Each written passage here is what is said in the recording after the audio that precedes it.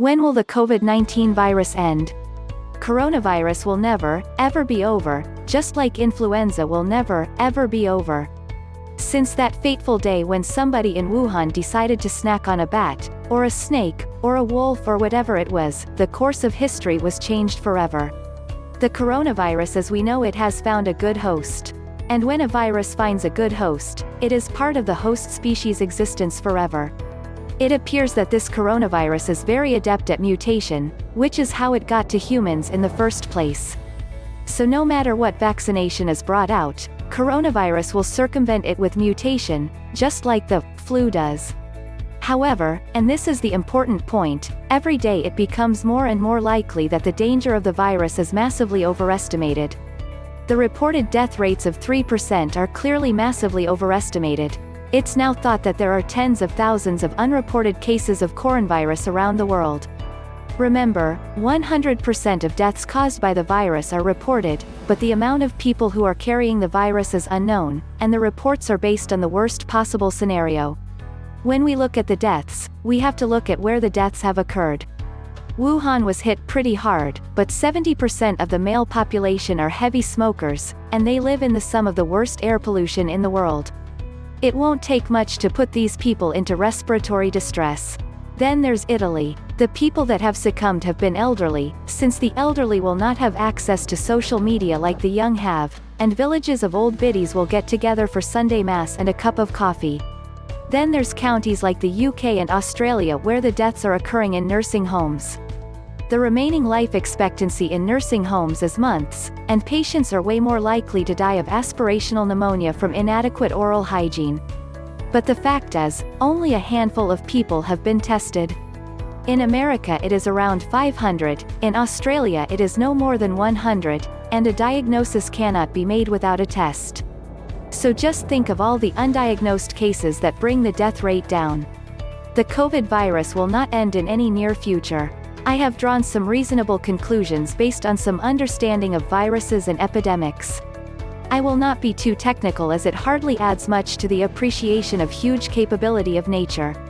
What is COVID-19? COVID-19 is the disease caused by SARS-CoV-2 virus. This virus has shown itself to be very contagious with short incubation period in humans. The pandemic however will end as you will be able to appreciate when you get some idea about the virus and some of its prominent properties. You will however continue to get sporadic outbreaks with possibly seasonal patterns. You cannot have reliable vaccine as in smallpox and polio.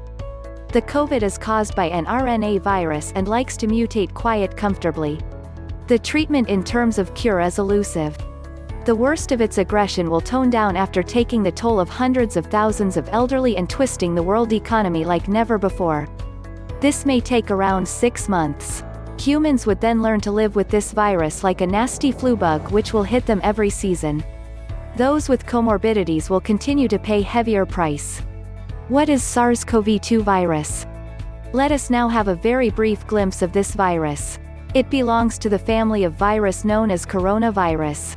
Perhaps it was happily living in some exotic creatures and ended up unwittingly in a human host as humans are pretty much like cockroaches when it comes to food habits.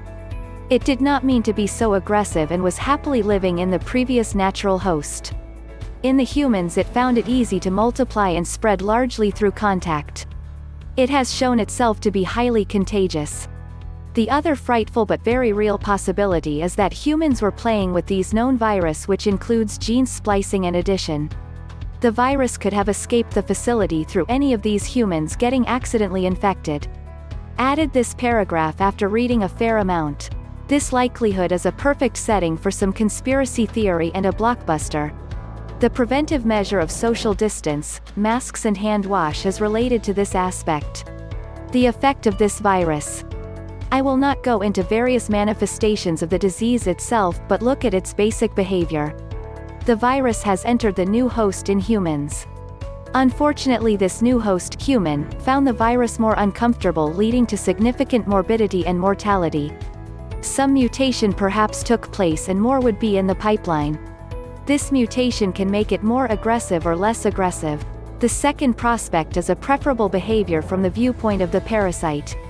There is no point being so vicious that you kill your host when you cannot survive outside your prey. This is evolutionary and follows the rules of survival. Vast majority of those infected will survive the infection and build some degree of immunity. Those who do not survive are largely elderly or those with some pre-existing comorbidities. Perhaps classic survival of the fittest in its raw form. There are fundamentally 3 different ways to stop the COVID-19 illness for good. One includes unprecedented limitations on free development and get-together, just as forceful testing, to interfere with its transmission totally. That might be unthinkable since the infection is in more than 100 nations. The second is an antibody that could ensure everybody, accept it despite everything, should be created. A third is possibly viable, however unpleasant to consider: simply hold up until enough individuals get it. On the off chance that the infection continues spreading, in the end such huge numbers of individuals will have been contaminated, and on the off chance that they become resistant, that the flare-up will flame out all alone as the germ thinks that it's increasingly hard to locate a defenseless host. This marvel is known as crowd resistance. You can peruse all our inclusion of the coronavirus COVID-19 episode for nothing, and furthermore pursue our coronavirus bulletin.